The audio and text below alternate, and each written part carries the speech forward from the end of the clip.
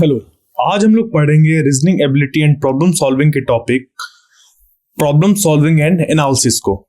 ठीक है, तो आज हम लोग का पहला पार्ट है, उसमें हम लोग पढ़ेंगे कि किस तरीके के problems problem solving and analysis के अंदर आते हैं और वो किस तरीके से एग्जाम्स में पूछे जाते हैं। ठीक है, तो जो प्रॉब्लम सॉल्विंग एंड एनालिसिस है उसका मतलब क्या है वो समझते हैं सबसे पहले। तो प्रॉब्लम सॉल्विंग में है एक वर्ड प्रॉब्लम। ठीक है, प्रॉब्लम से मतलब है हम लोग का किसी भी तरीके की समस्या। तो ये जो समस्याएं हैं वो हम लोग को वर्ड के फॉर्म पे दी जा सकती हैं, या ग्राफ्स के फॉर्म पे दी जा सकती हैं, या नंबर्स के फॉर्म में दी जा सकती हैं। और उन प्रॉब्लम्स को हम लोग को देखना होता है, समझना होता है, एनालाइज करना होता है, फिर जाके उनका सॉल्यूशन फाइंड करना होता है। ठीक है, तो प्रॉब्लम सॉल्विंग एंड एनालिसिस में हम लोग के पास एक प्रॉब्लम है।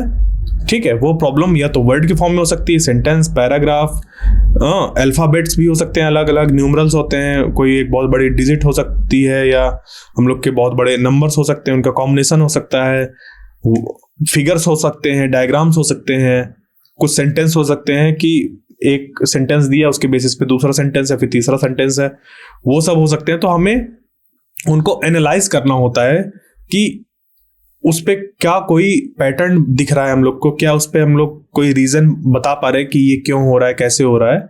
ये सारी चीजें देख के फिर उसको सॉल्व करते हैं।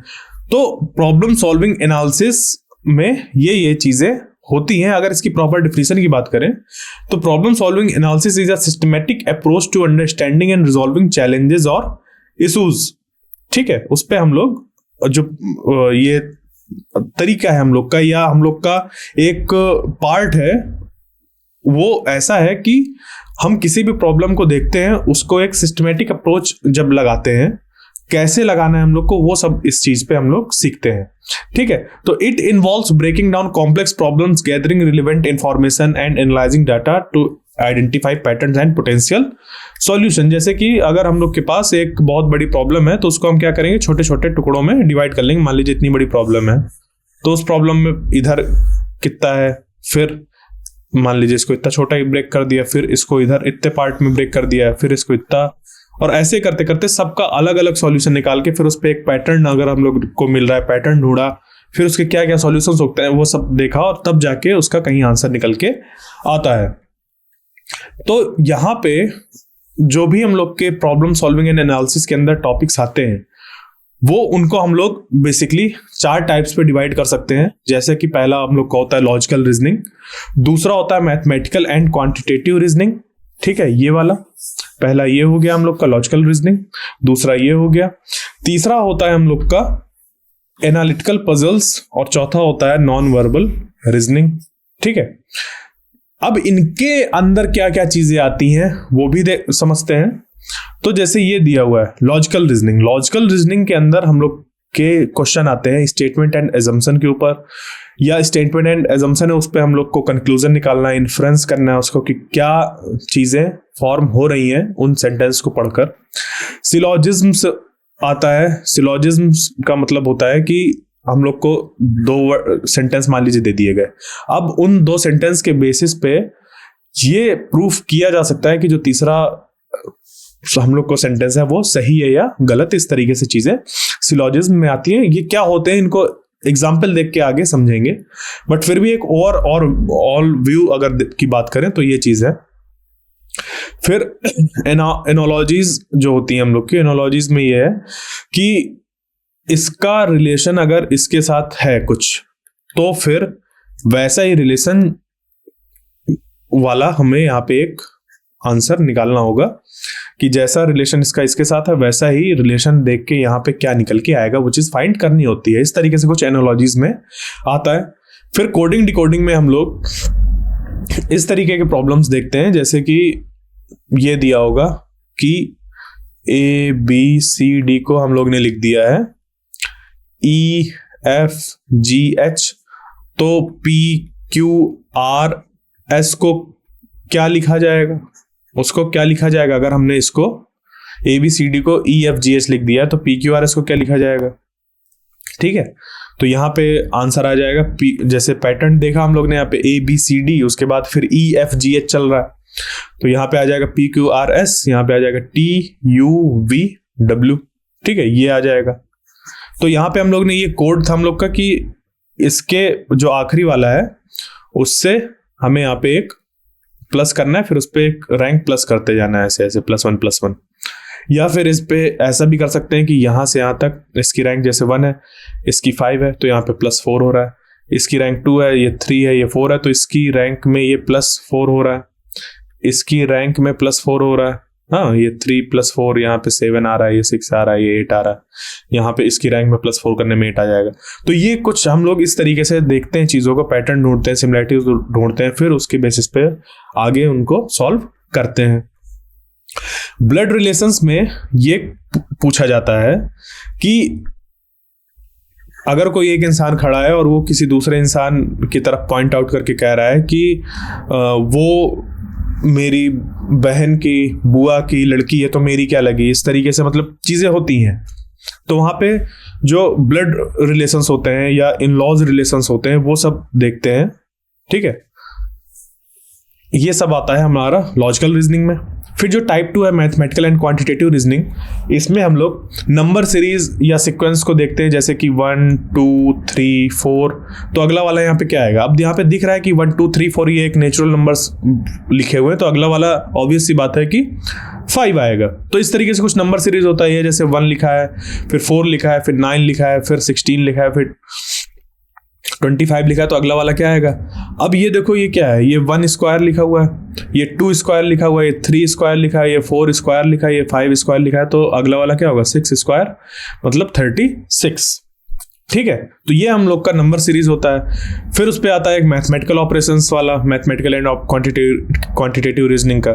इसमें मैथमेटिकल ऑपरेशंस पे हम लोग जैसे प्लस है, माइनस है, मल्टीप्लिकेशन है, ये डिवीजन है, ये सारे मैथमेटिकल ऑपरेशंस ही तो हैं। तो उस पर बॉड मास वगैरह अप्लाई करना, फिर उस पर चीज़ों को देखना, हाँ ये ऐसे भी आ जाते हैं कि जैसे कह दिया कि प्लस को मैं लिखूंगा,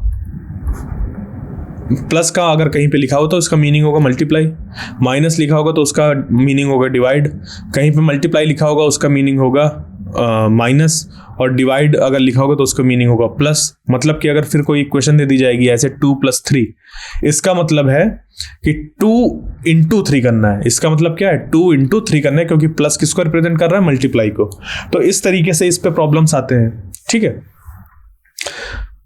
फिर एनालिटिकल पजल पे हम लोग का आता है एनालाइज करना होता है चीज़ों को। जैसे सीटिंग अरेंजमेंट दे दिया कि 5 लोग हैं PQRST, ठीक है 5 लोग हैं PQRST, इनको ऐसे अरेंज किया गया है जैसे कि PQ के बगल में है बट R से 2 घर दूर है। ठीक है, तो इस तरीके से PQ के बगल में है बट R जो है वो उससे 2 घर दूर है, तो यहाँ पे ये S ऐसे आ सकता है या T ऐसे आ सकता है। मतलब उसमें कुछ चीज़ें दी होंगी, इनको किसी सीट में जाके बैठाना होगा, अरेंज करना होगा, फिर उसके बाद पूछा जाएगा कि कौन कहाँ पे है, सबसे लेफ्ट में कौन है, सबसे राइट में कौन है, बीच में कौन है, बीच से लेफ्ट में 2 साइड इस तरह कौन है।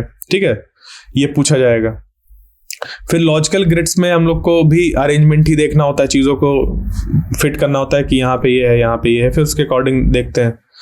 इसी तरीके से टाइप 4 जो नॉन वर्बल रीजनिंग है उसमें आता है हम लोग का, जैसे कि एक इमेज दे दी ऐसे, उसमें यहाँ पे एक पॉइंट है, यहाँ पे एक स्टार बना हुआ है, यहाँ पे एक बॉक्स बना हुआ है, अगला दे दिया यहाँ पे कि यहाँ पे ये बना हुआ है, यहाँ पे एक स्टार बना है, यहाँ पे एक बॉक्स बना है, फिर अगला यहाँ पे दे दिया कि यहाँ पे ये बना है, ये यहाँ पे स्टार बना है, यहाँ पे है, तो अगला वाला क्या होगा, अगला वाला क्या होगा। अब देखो यहाँ पे दिख रहा है कि ये क्लॉकवाइज सब एक एक खाने आगे मूव कर रहे हैं, तो ये वाला यहाँ आएगा, ये यहाँ आ जाएगा, ये यहाँ आ जाएगा, मतलब ये यहाँ आ जाएगा, ये यहाँ आ जाएगा और ये यहाँ आ जाएगा। ठीक है, तो ये अगला वाला हम लोग ने फाइंड कर लिया। तो इस तरीके से इमेज रोटेशन के होते हैं। सीरीज कंप्लीशन पे भी आ जाता है हम लोग का कि जैसे ये कि कई ढेर सारी चीज़ें दे दी और उस पर फिर अगले क्या आएगा। इमेज रोटेशन में इस तरीके से भी क्वेश्चन आते हैं जैसे कि कोई एक ABCD ऐसे लिख दिया और उसकी जो मिरर इमेज है वो बनी हुई है इस तरीके से करके DC, हाँ, और फिर उसके बाद B, और यहाँ पे ए इस तरीके से बना हुआ है। तो हम लोग को दूसरा का मिरर इमेज क्या होगा वो सब इस तरीके से बताना होता है। तो आज हम लोग ये जो टाइप 1 है और टाइप 2 इनको और अच्छे से देखते हैं एक एक एग्जाम्पल के साथ कि कैसे क्वेश्चन फॉर्म होते हैं इस पे। तो ये जो हम लोग का टाइप 1 और टाइप 2 है, हाँ, इनको हम लोग और अच्छे से अभी पढ़ेंगे। टाइप 1 और टाइप 2। टाइप 1 के 5 टाइप्स, सब टाइप्स कह लें 5 सब टाइप्स, और टाइप 2 के 2 सब टाइप्स। ठीक है, तो ये जो पहला है हम लोग का टाइप 1 लॉजिकल रीजनिंग का पहला सब type, statement and assumption conclusion inference वाला। ठीक है, तो इसमें देखो जैसे दिया हुआ क्वेश्चन ये है, स्टेटमेंट ऐसे दे दिया, do not step out of the door of the train. ठीक है, इस जो ट्रेन है उसके बाहर कदम नहीं रखना। फिर उसके आगे क्या है, दूसरा स्टेटमेंट इसी में। ठीक है, ये दूसरा स्टेटमेंट है हम लोग का, यहां से आएगा ये, a warning in a train compartment, ऐसा लिखा हुआ है हम लोग का, ये चीज पूरा लिखा हुआ है। Do not step out of the door of the train, a warning in a train compartment, ये चीज वहां पे लिखी हुई है हम लोग की स्टेटमेंट ये। ठीक है, ट्रेन कंपार्टमेंट पे।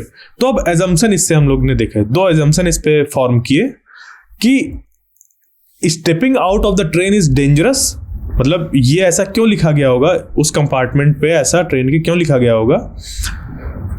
तो एजम्पशन ये है कि stepping out of the train is dangerous, और दूसरा है children do not pay any heed to such warnings.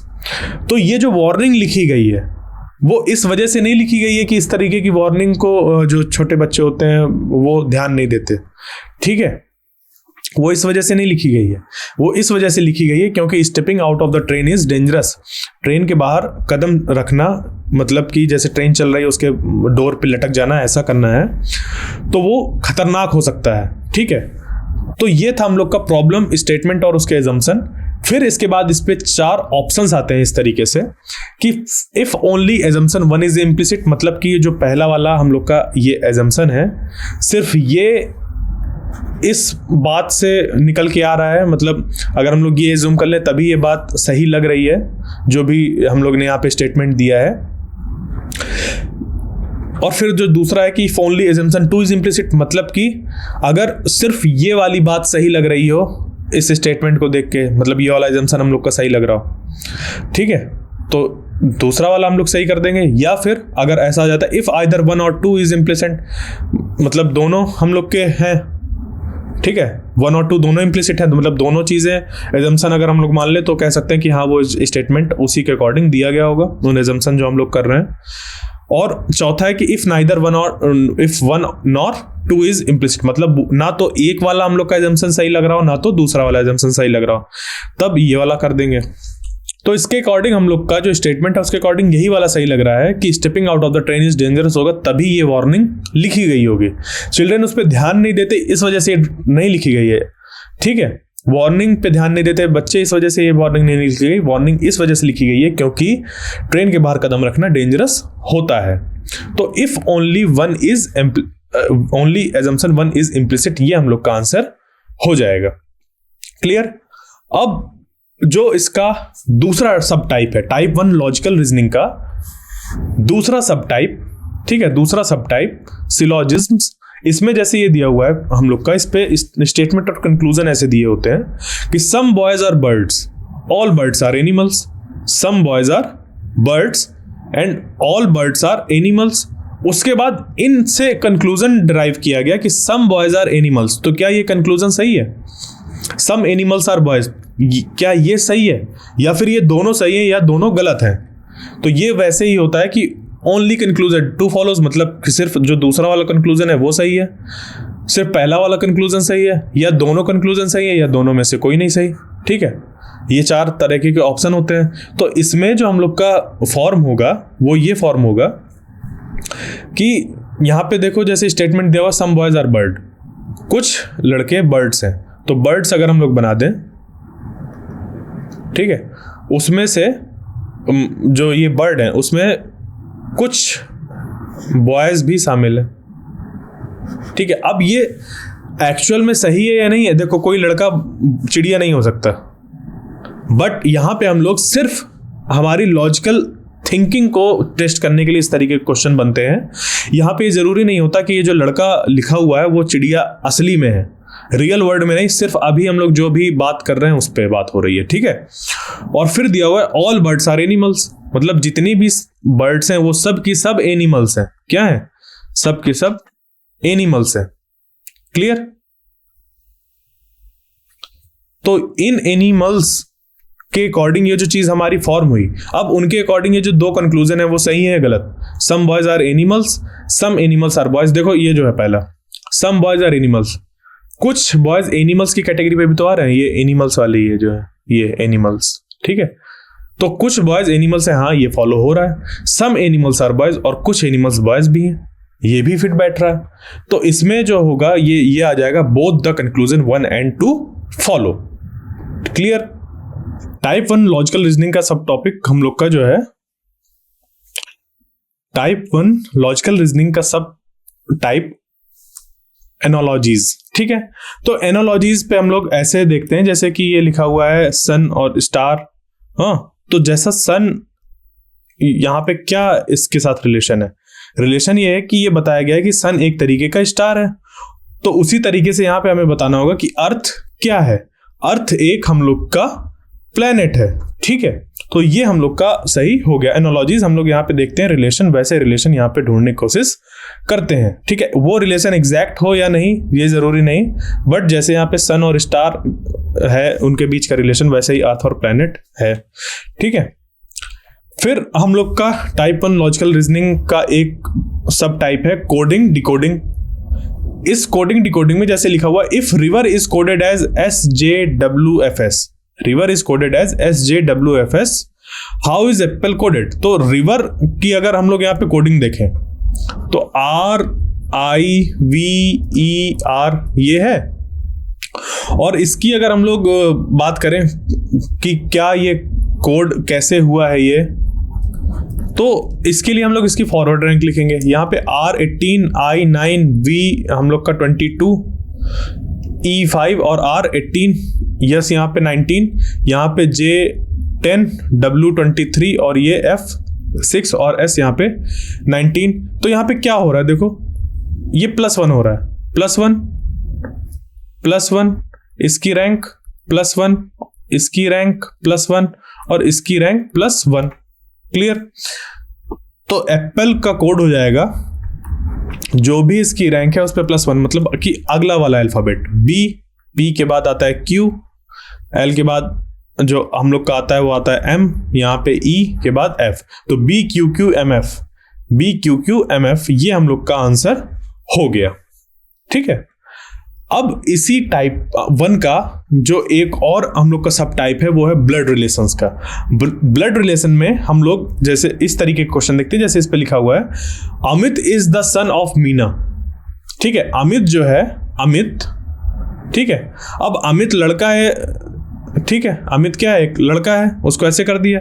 तो Amit is the son of Meena, Meena का बेटा है। अब मीना यहाँ पे डिफाइन नहीं है कि लड़की है या लड़का, यहाँ पे मीना डिफाइन नहीं, मीना लड़का भी हो सकता है लड़की भी हो सकती है, ठीक है। अब फिर उसके बाद लिखा हुआ है Meena's father in law is Rohit. Meena के जो फादर इन लॉ है, मीना के जो फादर इन लॉ है वो कौन है? रोहित, ठीक है। How is Rohit related to Amit? Rohit Amit से कैसे रिलेटेड है, ठीक है।